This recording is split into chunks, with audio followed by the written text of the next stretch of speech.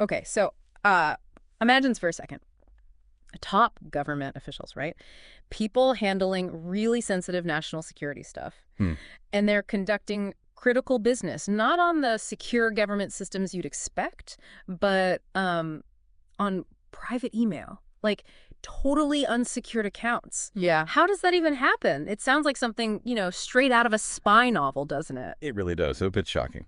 Well, today we're going to do a deep dive into some, frankly, eyebrow-raising revelations. It's all about high-ranking Homeland Security officials using personal unsecured email for official government business. Exactly. Our mission here is really to understand how this kind of sensitive information can sometimes, slip through the cracks, bypass the official channels, Right. and what that means for your peace of mind about how national security is handled. And our source for this deep dive, it's a news report. Yeah. It details findings from a government watchdog group. You might have heard of them, Judicial Watch. Yep.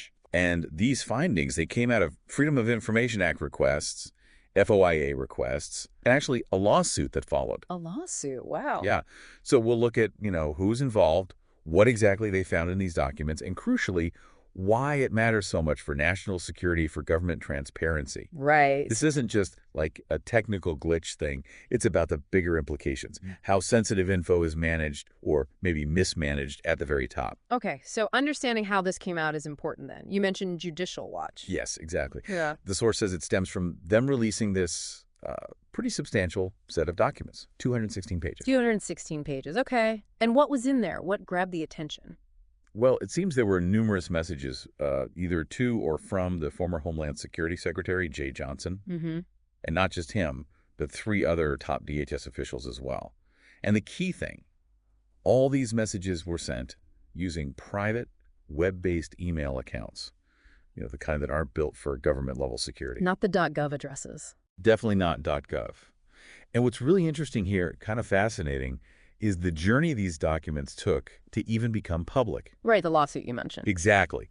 They were only produced because of a FOIA request from May 2016, and then this lawsuit against the Department of Homeland Security. Why the lawsuit? Did they just ignore the request initially? Well, according to the source, yes. The legal action was needed because the agency had apparently ignored an earlier FOIA request from back in 2015. Ah, okay. And that 2015 request specifically asked for emails about official government business that Johnson and these 3 other officials sent or received on non.gov addresses. So they specifically asked for the private emails being used for work stuff. Precisely. So it really does show, the critical role these watchdog groups can play in forcing transparency, especially if an agency is maybe dragging its feet. Yeah, without that persistence. Right. These kinds of vulnerabilities, these practices might just stay hidden. Okay, so it wasn't just Secretary Johnson involved here. You said 3 others. Was this like a one-off thing for him, or was it more widespread? That's a really good question. And no, it wasn't isolated.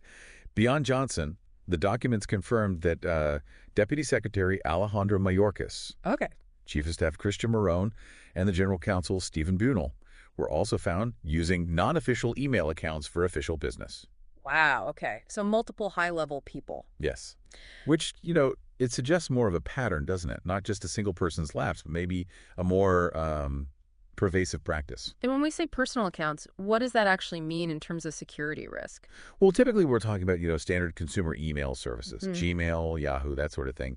They just don't have the same level of security as dedicated government systems. Like encryption and monitoring. Exactly.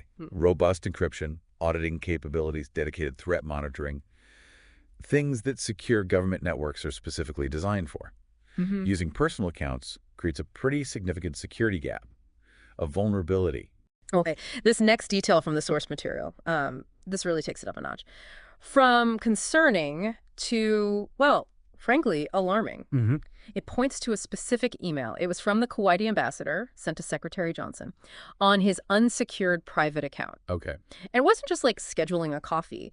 The email went on to discuss the Kuwaiti interior minister's meetings with the heads of the CIA, the FBI, and the director of national intelligence. Wow.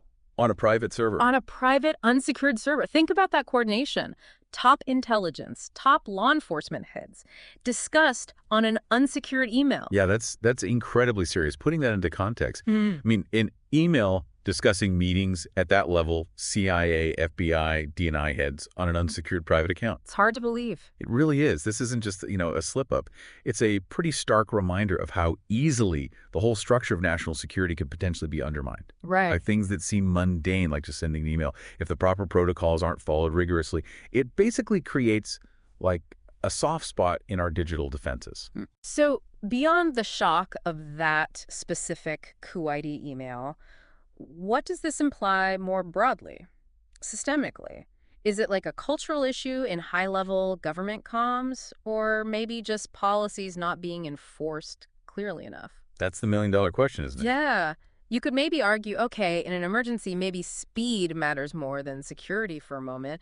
Does the source give any context like that, or are these just consistently bad uses? Well, the source doesn't really break down the context for every single email, unfortunately. Yeah. But the sheer volume and the sensitivity of some of them, like that Kuwaiti ambassador email, Yeah. it certainly raises big questions. Questions about both following the rules, the policy adherence, and maybe a culture where convenience sometimes won out over security.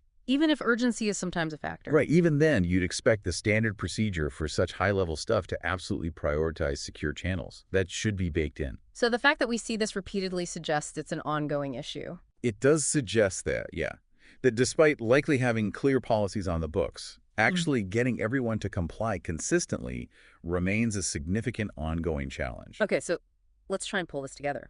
Looking at the big picture, what we've seen is a determined watchdog group, Judicial Watch.